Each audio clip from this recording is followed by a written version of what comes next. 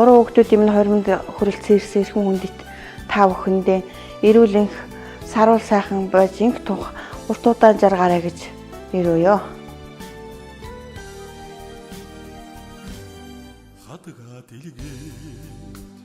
Миний хүүхдүүд багадаа их сэргэлэн янз бүрийн зодоо зохион тим хийдэг хичээлдээ маш сайн. Миний хүүхдүүд бүр сургуульд орохоос өмнө 5 нас мастай байхдаа бүр бүх хичээлийн гэрээр битээс нэг хонд явж байгаад хураг шиг хариулж явж байгаа хичээлийн заагаад өгсөн. 6 настай нэгдүгээр ингээд орохдоо минутанд 30 хэдэн үг уншичдаг.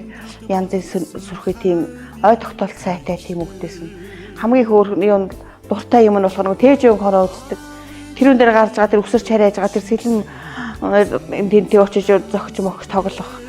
Тэр буус сэлэмд янз их дуртай ах эгч нар дандаа бууд сэлэм тийм тоглоом авчирч өгдөг.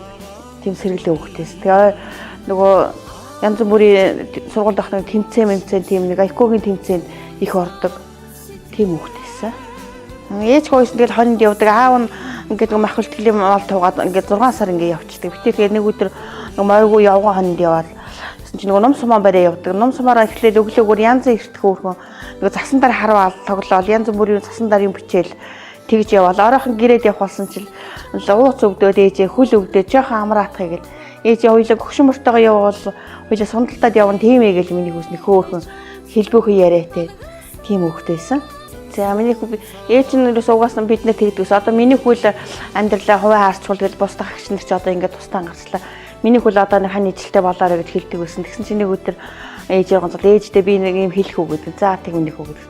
Би найз охиноо дагуулад очих гэж байгаа юм. Хүү чи найз охинтой болцвол дагуулад төрөөдөр ээж нь мөнгө төгрөг зардал мардлыг болоод ээж нь зардал мардлын нөгөө гэл тэгсэн. Тэгсэн чи янз их баярлал ээжтэй тэг найз охиноо дагуулад төрөөдөрсөн. Тэгэл ээжтэй одоо аав ээжтэй хэлээр найз охиноо дагуулад очих нэг бол одоо нас чинь болоогүй гэж хэлэх болов юу гэж хэлэх болоо гэж нэлээд гэж имэжж хэлсэн гэл тэгдэв миний хөө. Тэгээд дагуулад ирэхэд миний бэр охин чи янз зүсрэхээс хэрэглэн тийм нээлттэй тийм ерөөсөн тийм юмны арга ивэг олох тэгэл нэг хөөрхөн хурдан түргэн сэтгэх тийм нэг сэргэлэн охин байсан. За бид нэр бас нэг ойр зур ингээл болж өгөхгүй одоо тэгмээр ингмээр гэл нэг тийм нэг албаны ажил ч юм уу нэг тиймэрхүү юм охиноос зөвлөгөө авдаг одоо яах вэ тэгвэл яах вэ ингүүл яах вэ гэл тэр талаар янз их тусалж хөөхөн дэмждэг. Тэгэл үргэлж утсаар яриад ээж даралт чинь гайгүй зүрхч өвдөж гэнэ үү аавын хөл өвдөж гэнэ аав гайгүй юу гэл битэрийг үргэлж тэгж асуудаг болохоор нь ирээд нэг тус тийм хийгээд ажил хийгээд өгөхгүй ч гэсэн сэтгэлээрээ миний охин чинь тэгэл би чи яаж вэ аавын хөл нь гайгүй юу ээжийн даралт нөгөө зүрх мөрөгч өвдөж гэнэ үү гайгүй юу гэл видеокол хийгээд харахаар ээж нүүр царай чинь жаахан тийм бэ ядраад байгаа юм уу та ядраад байгаа юм биш үү гэл хөөхөн тийм сэтгэлсээс нь тэгж асуудаг. Тэрэнд них баярлдаг. За 3 хүүхэдтэй хамгийн түрүүнд нэрүүлэх ад жаргалыг хүсье. Тэгээд амьдралдаа алдахгүй. Ажилдаа шантрахгүй. Аз одоор гүйж яваарай гэл амжилт бүтээлийн хамгийн дээдийг хүсье. Хүүхдүүдтэй ээж аав хоёр маш их хайртай шүү л.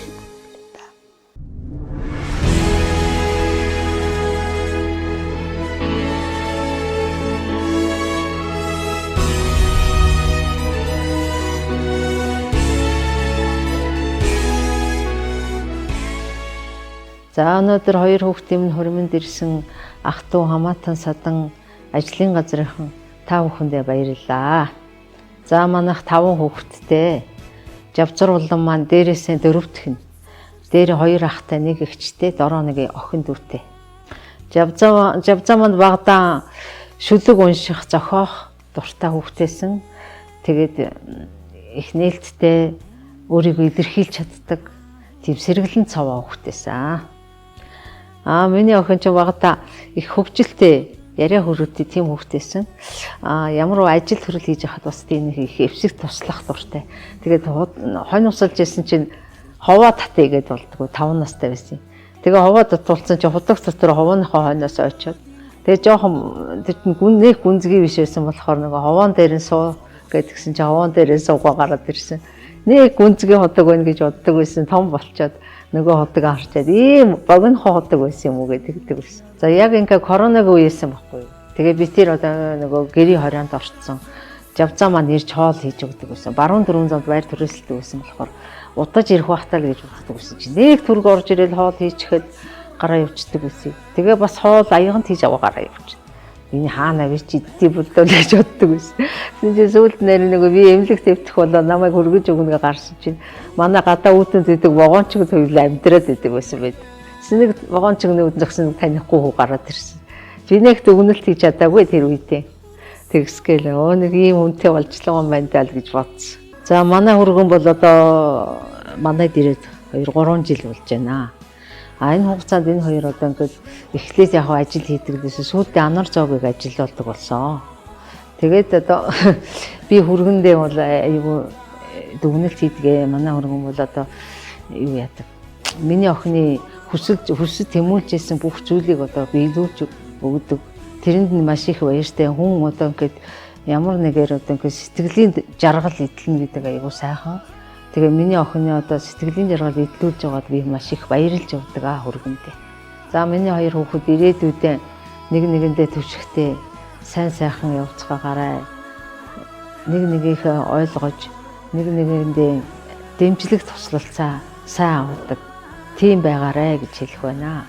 За тэгээ хүүгэн сайн анхааралтай, хүүтэй л их анхаарал тавьж мэрэгжил боловсролын сайхан зөв эзэмшүүлж ирээдүйд сайхан эх орондоо хэрэгцээтэй хүн болгоход туслаарай. Миний хүү охин хоёр одоо энэ л гоё сэргэлэн төрхөн өргөл чадгалж хуйлан үр тамд аз жаргалтай сайн сайхан амьдрах болтугай гэж хоёр хүүхэдтэй өрөөж байна. За ээж нь хүүхдүүдтэй маш их хайртай шүү.